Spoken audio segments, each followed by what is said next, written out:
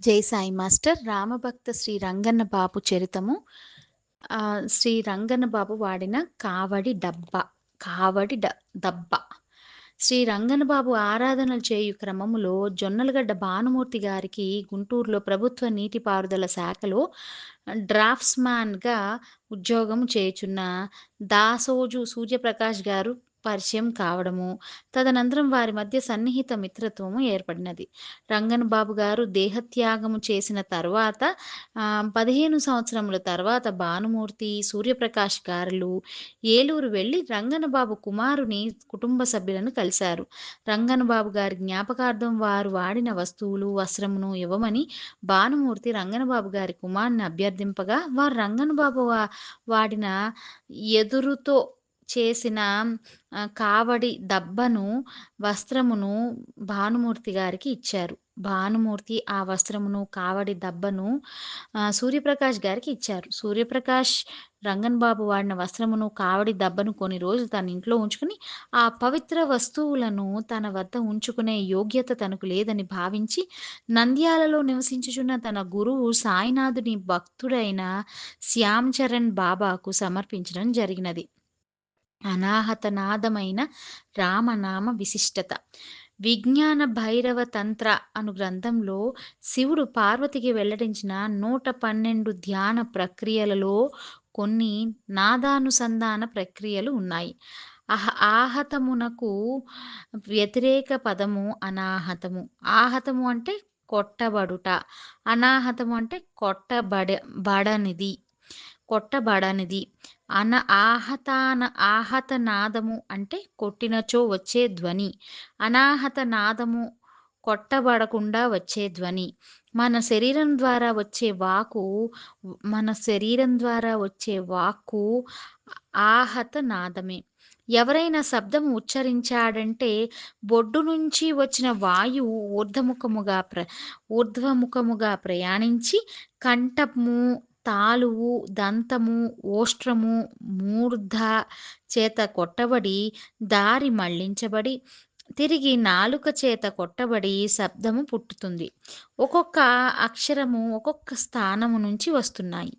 పాణిని మహర్షి 1000 శ్లోకాలతో 8 అధ్యాయాలుగా అష్టాధ్యాయ పేరిట సంస్కృత వ్యాకరణము, ధ్వని పుట్టుక, ఉచ్చారణ విధానమును సూత్రబద్ధముగా గ్రంథస్థము చేశాడు.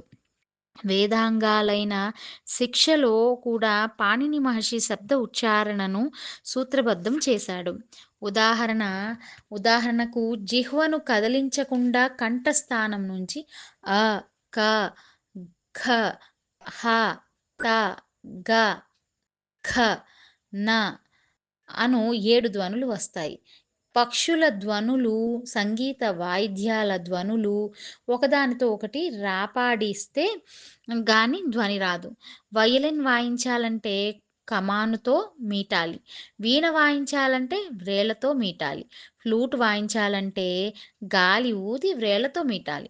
సమస్త సృష్టిలో వచ్చే శబ్దాలు ఆహత నాదమే.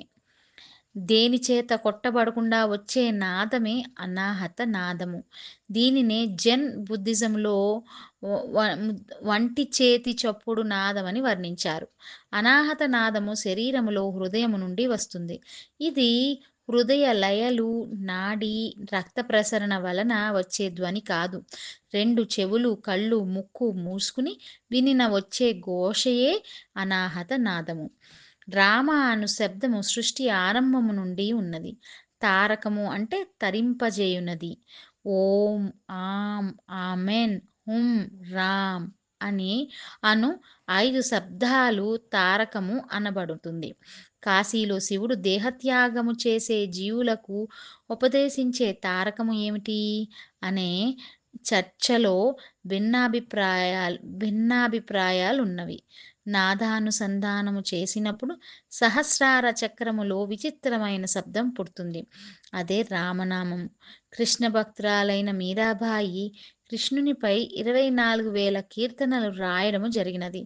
ప్రతి కీర్తన చివర మీరాకే ప్రభు గిరధర్ నాగర్ అనే మకుటం ఉంటుంది. మీరాబాయి చివరి రోజుల్లో ఆజ్ఞాచక్రము దాటి ఒక స్థాయిలో ఉన్మనీ స్థితిలో ఆగిపోయి కాశీక్షేత్రంలో దిగంబరిగానే అవధూతగా సంచరించేది.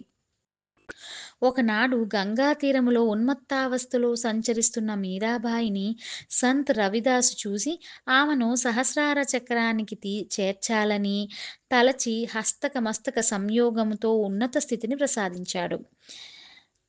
ఆజ్ఞాచక్రము దాటిన తర్వాత సహస్రార చక్రము దాటుటకు మధ్యలో 3 చక్రాలు ఉన్నాయి.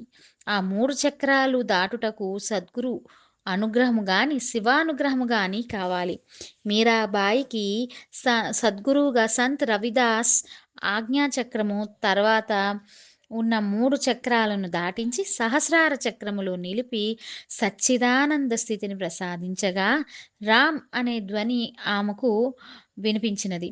ఇచ్చట రామ అంటే నిరాకార నిర్గుణ పరమాత్మ అని, సాకార రూపమైన అయోధ్య రాముడు కాదని గ్రహించాలి.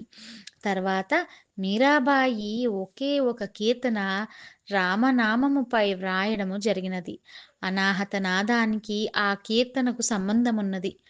పాయోజీ मैंने राम रतन धन पायो वस्तु आमोलिक दी मेरे सद्गुरु कृपा कर अपनायो जन्म जन्म की पूजी पाई जग में सखी खोवायो कूर्चा न कुथे न लुटे दिन दिन बहुत सवायो सत की नाव केवतीय सद्गुरु भवसागर तर आयो मीरा के प्रभु गिरिधर नागर హరక్ హరక్ జస్ గాయో పూర్వ పుణ్యము చేత నాకు సద్గురు సంత్ రవిదాస అనుగ్రహము చే రామమనే రత్నము చిక్కినదని కీర్తన పాడి మీరాబాయి పాంచభౌతిక దేహమును వీడి పరబ్రహ్మైక్యము చెందినది.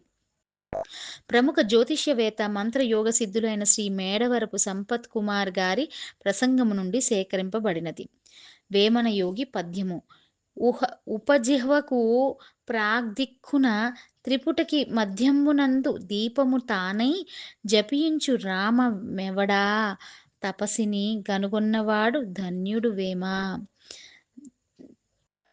భావము శరీరములో శిరోభాగములో 3 గుణములు మధ్యన గుణచక్రమునకు ఆధారముగా ఉన్న బ్రహ్మ నాడిలో ఆత్మ నివాసమై ఉన్నది.